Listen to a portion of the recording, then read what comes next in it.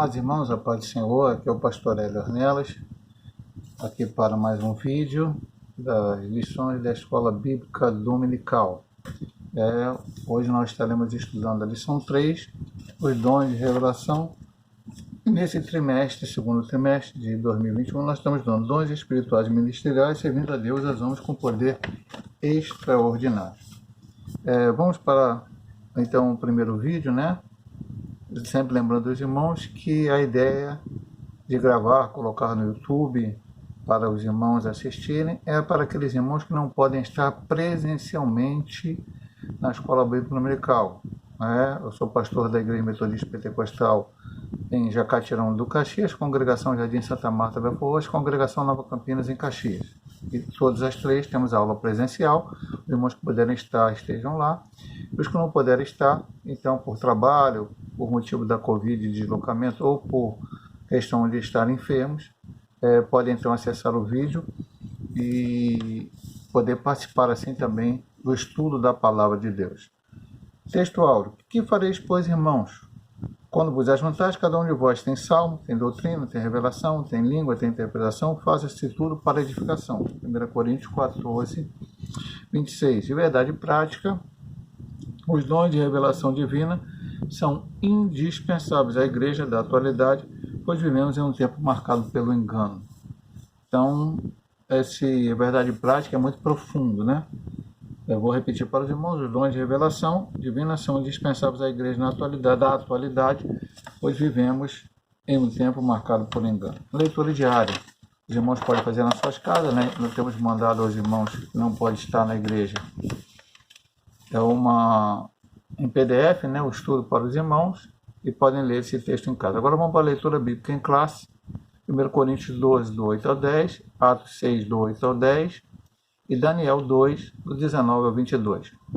Porque a um pelo Espírito é dada a palavra da sabedoria, e a outro pelo mesmo Espírito a palavra da ciência, e a outro a operação de maravilhas, e a outra a profecia, e a outro o dom de discernir os espíritos, e a outra a variedade de línguas, e a outro a interpretação das línguas. Atos 6. Estevão, cheio de fé e de poder, fazia prodígios e grandes sinais entre o povo.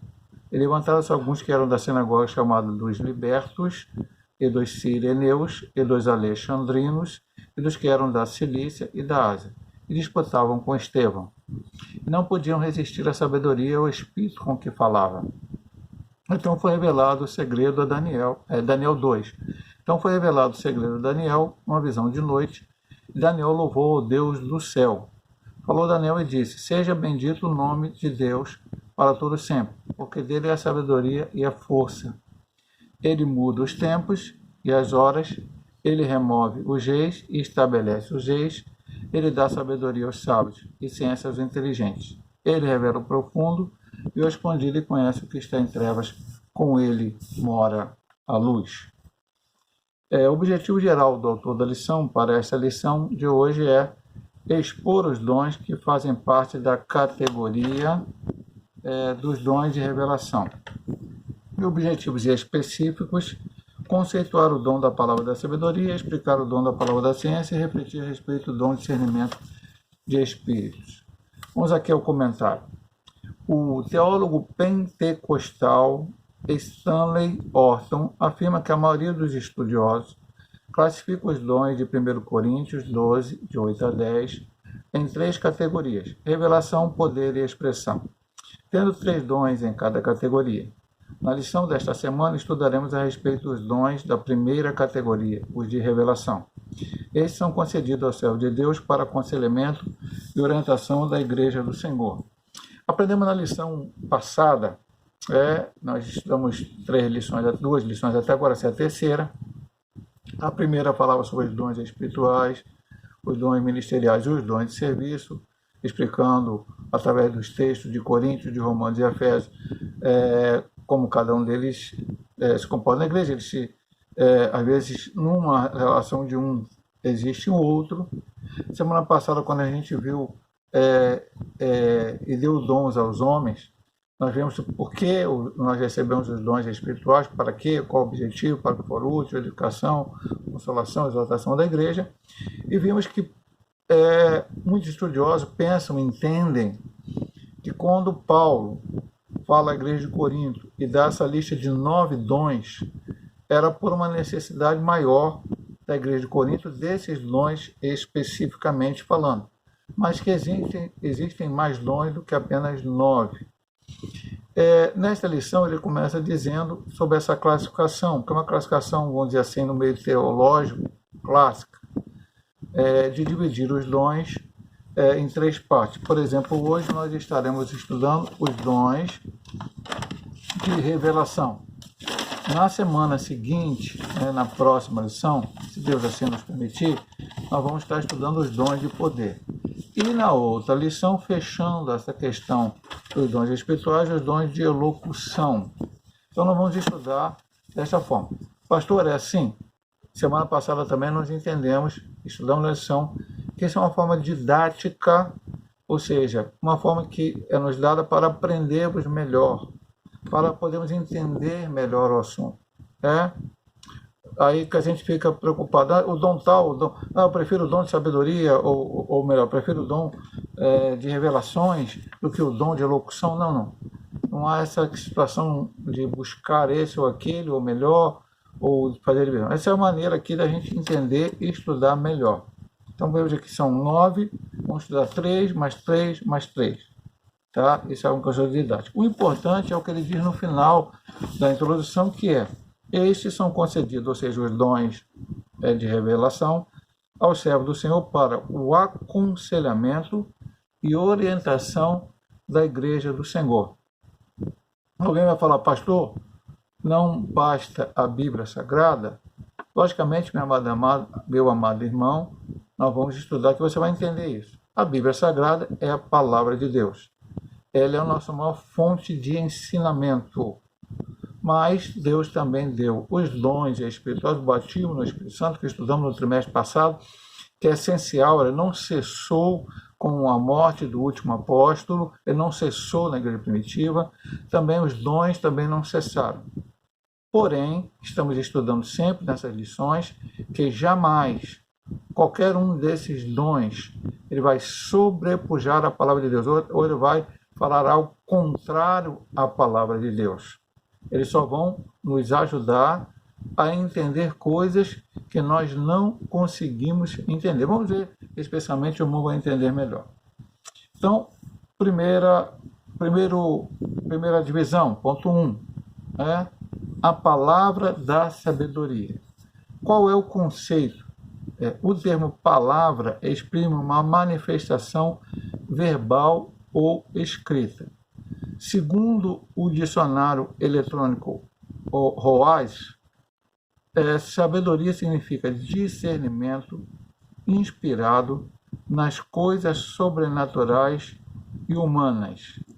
A sabedoria abordada pelo apóstolo Paulo em 1 Coríntios, capítulo 12, 8, verso A, nós lemos aqui na leitura bíblica em classe, refere-se a uma capacitação divina, sobrenatural, para a tomada de decisões sábias e em circunstâncias extremas e difíceis.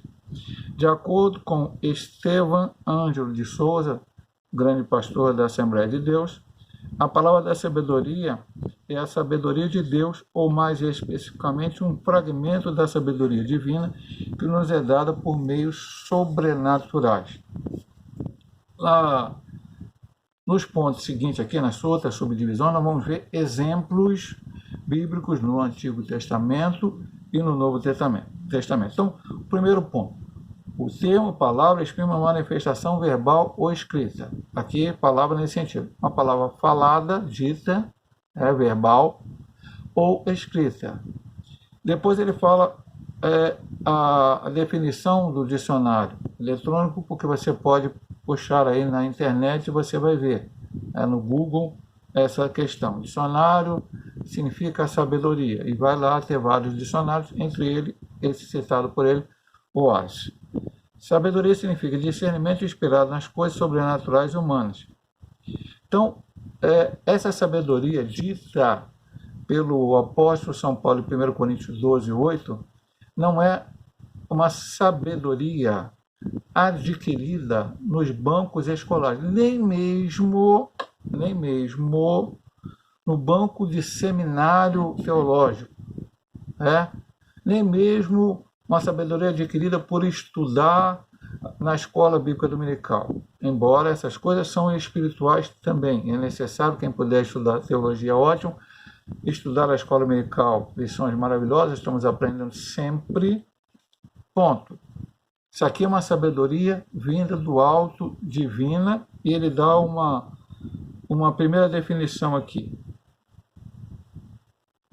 Capacitação divina, sobrenatural, para a tomada de decisões sábias em circunstâncias extremas e difíceis. Aquele momento em que você não sabe o que vai fazer, não sabe como fazer, não sabe que decisão tomar, e aí você pede a capacitação de Deus. E Deus então abre a tua mente, te mostra, te revela, ou usando uma pessoa para isso, no caso aquele irmão que tem o dom da palavra sabedoria, e você vai tomar a decisão guiado por Deus. E depois ele fala uma definição do pastor Estevão Ângelo de Souza. A palavra sabedoria é a sabedoria de Deus, ou um fragmento da sabedoria de Deus que nos é dada por meios sobrenaturais. Então, algo que vem de Deus, não é algo natural, adquirido ao sentar em um banco e estudar. Não é este o sentido desse dom espiritual. Agora vamos ver a Bíblia e a palavra de sabedoria.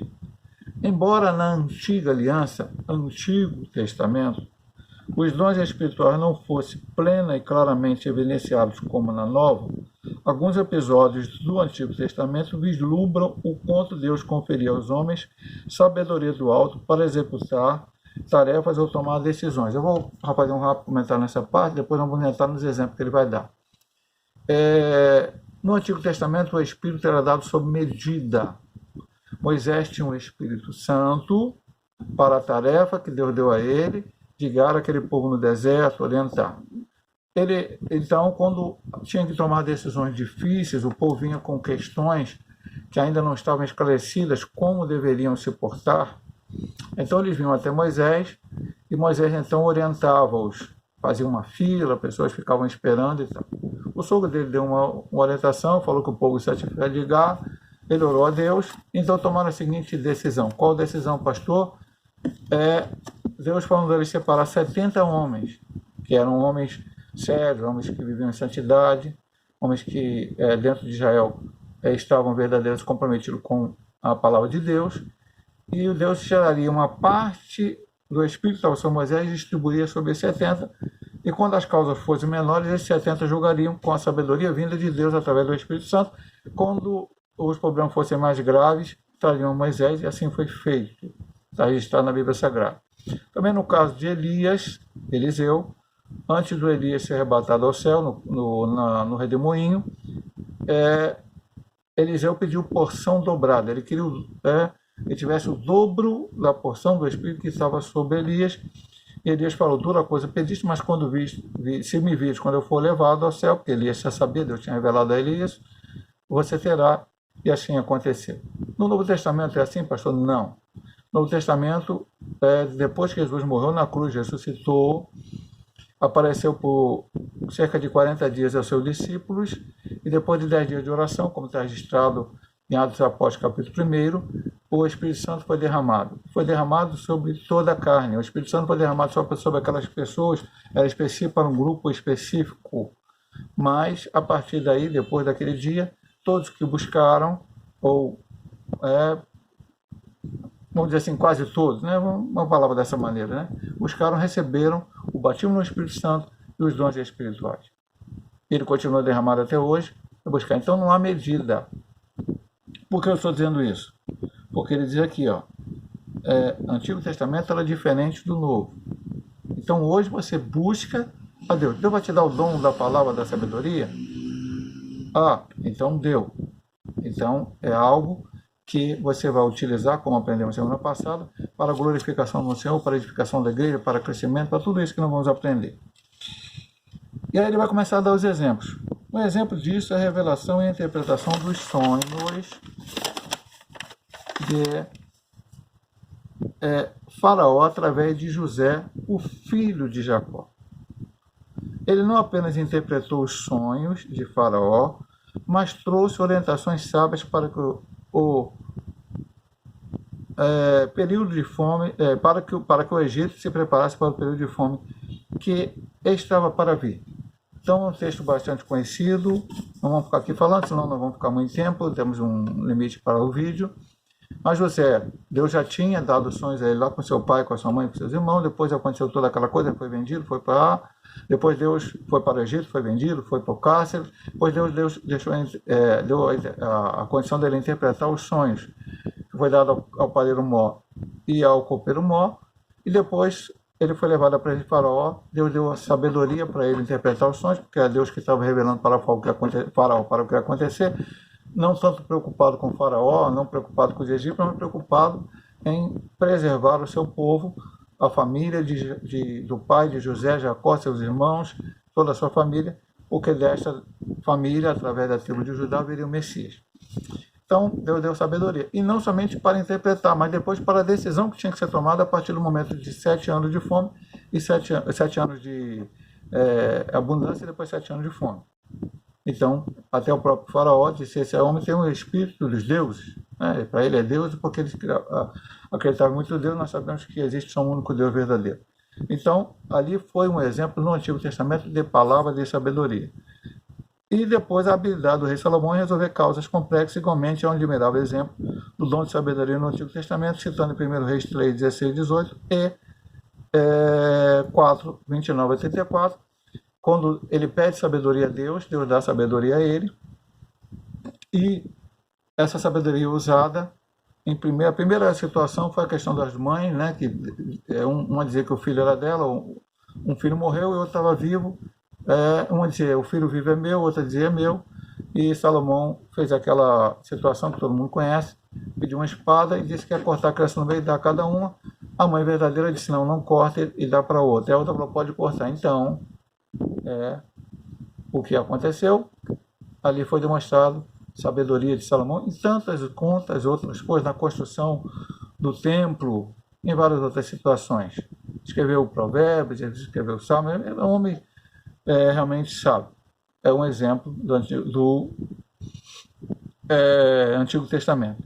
Agora vamos para o Novo Testamento. No Novo Testamento podemos tomar como exemplo de palavra da sabedoria a exposição da Escritura realizada pelo diácono e primeiro mártir cristão Estevão.